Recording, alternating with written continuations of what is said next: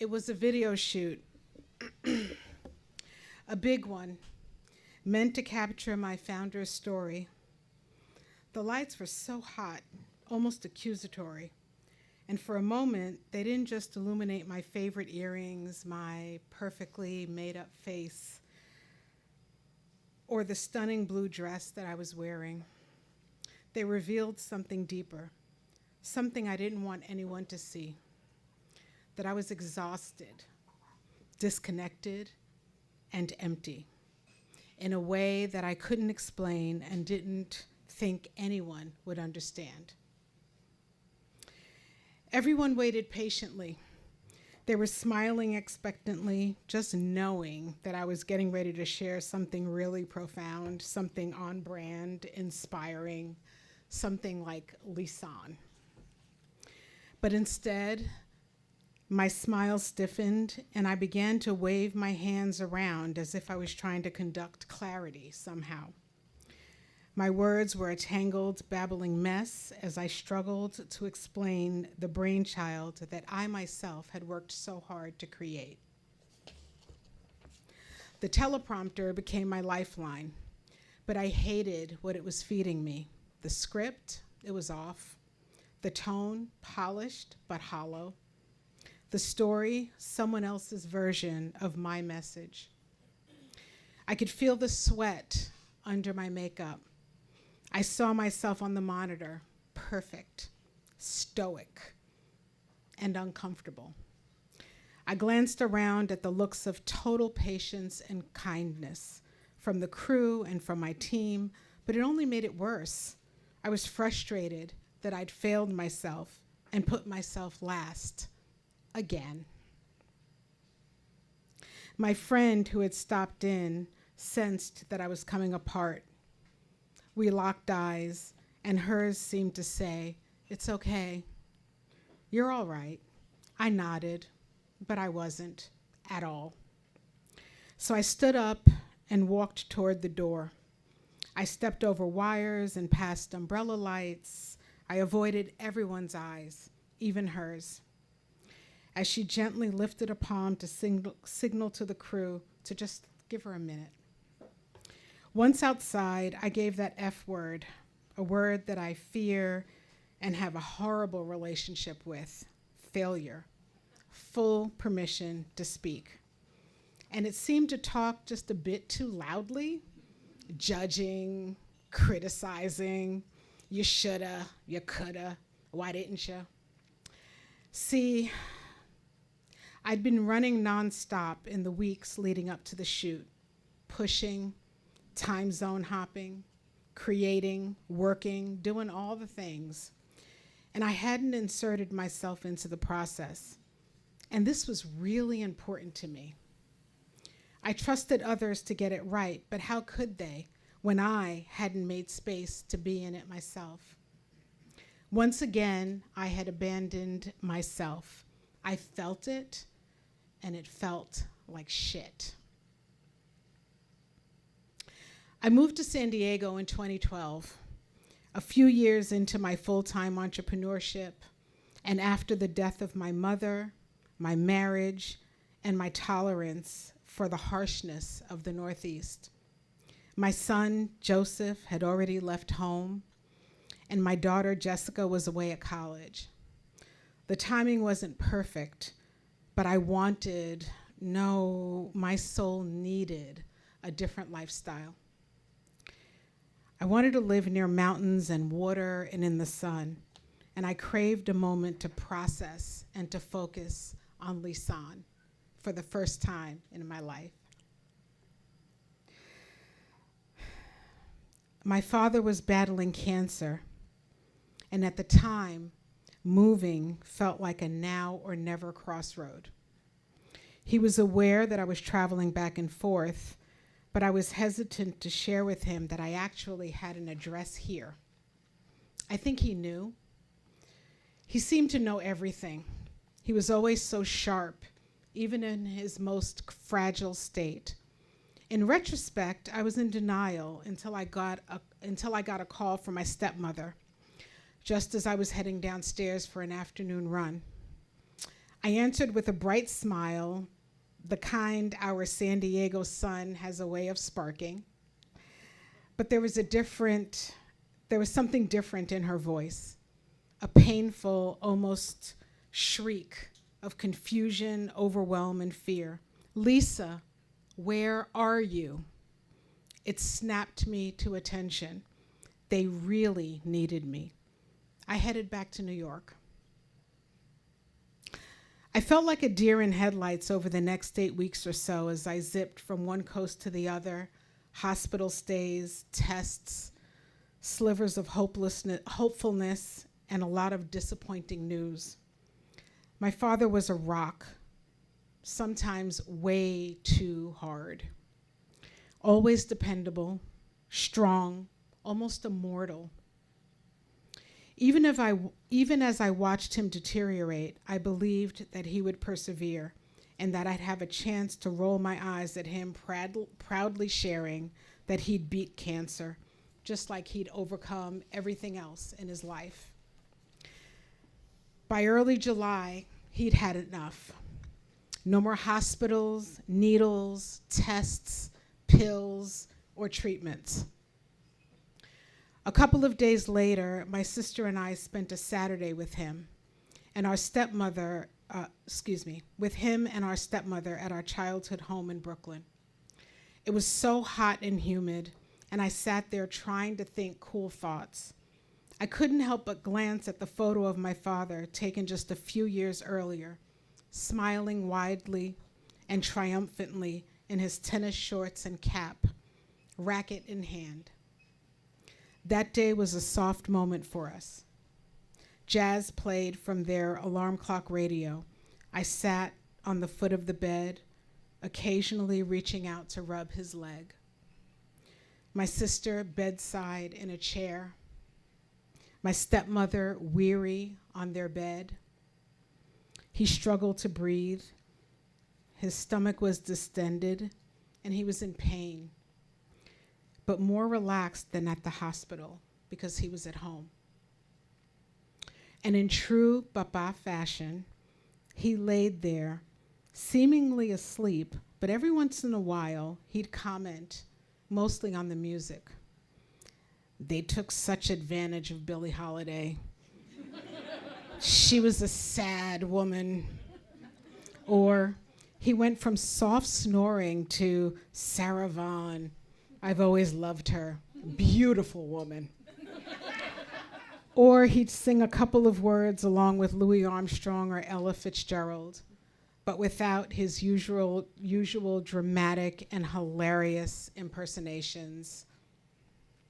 Later that afternoon, as my sister and I got ready to go, I said, Papa, I have to go back to San Diego for a couple of days, but I'll be back on Saturday. Please be here. He met my eyes and said something I'd heard him say 1,000,000 times. I'll do my best. A couple of days later, I got another call. They'd both fallen at home while my stepmother was trying to help him to the bathroom. He was back at the hospital. My sister and stepmother were in the room when I got there. The machines were so loud. His eyes were closed, but his arms flailed a bit. They said that the doctor told them it was the medication and that the movements were just involuntary. I didn't buy that. I squeezed his hand gently. He looked at me, and we locked eyes, just as I had with my mother as she passed away back in 2008.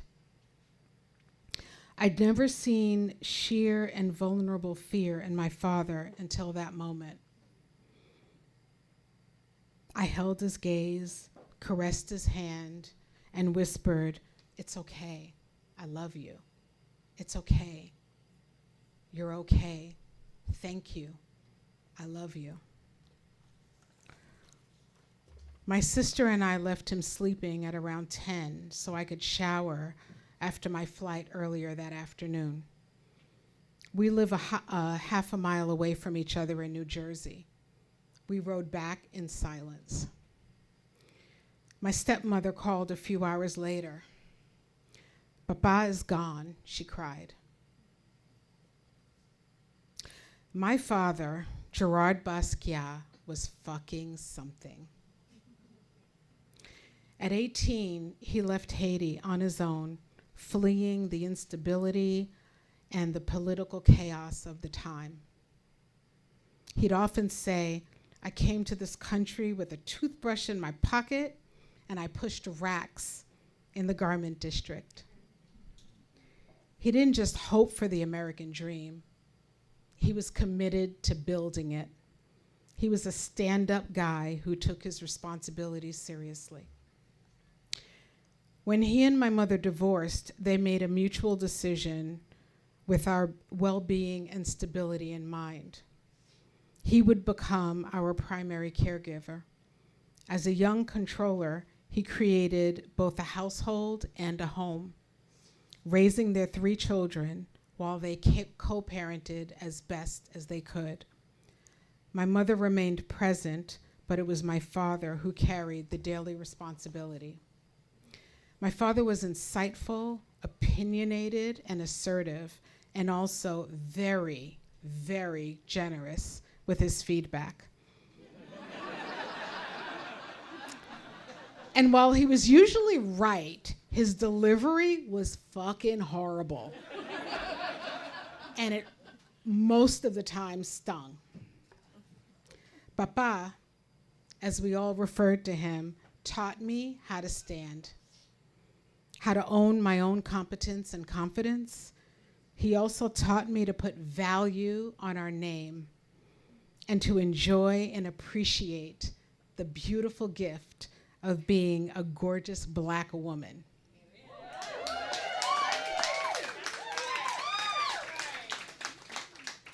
Through him, I learned to not allow the world and its chaos to influence my opinion of myself or to make me sweat. He also bragged about his ability to thrive while stressed. He would proudly say, "I work best under pressure." He was, you all know this, a pull yourself up by your bootstraps kind of man with little patience for weak emotions. What I didn't learn from Papa was how to sit with the vulnerability that lies within my truth, or the importance of feeling my feelings, or how to express them in a healthy way without defense or the need to shut other people down and out. This also meant that when communicating with Papa, my own truth wasn't always safe, and that being myself came with risk. Several years before Papa passed, I was in my home office in New Jersey working, and I'd spent the day ignoring a nagging feeling that had been with me all day. And then, in a moment of complete and stark clarity, it occurred to me that if anyone in my life, friend, family members, neighbor, had needed me that day, I would have dropped everything to be there. Yet, when it came to me, I was unwilling to do that for myself, almost indifferent. Right there, I decided that I was going to be my greatest shiro, and that the patterns that had kept me bound to behaviors that were simply not working for me or the family that I was creating. I needed to discern and to be more intentional about what was passing through me to those that I love. I've since done a generation's worth of healing.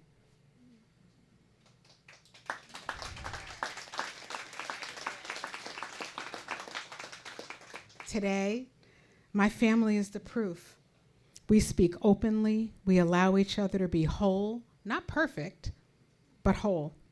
We don't punish each other for being soft or real or human. We hold space. We accept. We tell the truth even when it's raw. Our communication is healthy. Our love is real and safe, not just physically, but emotionally and mentally. And that is my proudest, yes, and my most valuable legacy. But here's what I've also come to understand. Even joy becomes heavy when you're the one holding it up. I'm the one that they lean on, the one who has it. I've built so much, and I carry it all. I'm deeply grateful. I chose this, but there's also a cost. And lately, I've been feeling it. Not in a crash and burn kind of way, but just kind of a little disoriented. I used to feel spirit walking with me like a cloud that hovered just ahead, guiding each step. But lately, it seems that that cloud is gone. I can't see it. I can't feel it. And what I missed most isn't the cloud, it's me.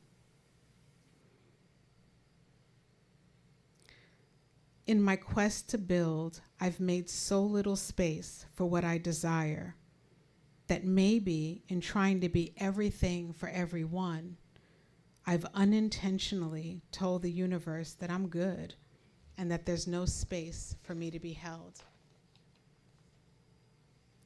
There's a chair in my life that feels empty, not because there's no man in it, but because I haven't sat in it either. And that's the reason why I choked at my video shoot. See, we struggle most when we resist what is. And the truth is that birthing shaping freedom through the canal of a new Lisane is a labor of experiencing true public vulnerability for the very first time. And the energy of creation can be messy as fuck. And those of you who are mothers know that to be true. I was giving birth to a new reality that craved soft and soothing patience. It couldn't be dragged out with force, judgment, criticism, or belittling. If Papa were alive, he'd accuse me of being weak and soft. He'd be afraid for me. His protection would go awry, as usual. Lisane, you have a great job and they like you. What are you doing? He said when I left the stability of my executive role to follow my calling. Why does anyone need someone telling them how to live their life? People pay for that shit? Then, a few weeks later, we meet for dinner, and he shares his thoughts after painstakingly reading through a brochure that I left for him. He was still afraid and expressed it through insults and caution. But I felt secretly satisfied that he'd opened his eyes a bit more to see me. It wasn't right, and it didn't feel good, but that's who Gerard Basquiat was, and that was all that he had to give. I adored my father. He was my toxic best friend who gave it to me straight, no mirror, and solely focused on the American dream as the formula for success. You acquire, you achieve, you acclimate. But my dream is different. It's to be whole, free, connected, with the courage to allow others the room to do the same. I'm here to build beautiful spaces, safe communities, and familial legacies that allow for authentic expression and healing conversations. I intend to spread what life can look like when we're willing to receive and to be in joy. The favorite part of my life, the very favorite part of my life, like tonight, is when my family and I share a laugh at our imperfection. when we honor each other's reality and model of the world, when I can sit in their feedback with safe space for reflection and mirroring, softness, acceptance, and with the audacity to feel into my truth, which today is challenge accepted. Thank you. Put your hands together for Lisane Basquiat, another VAMP first timer.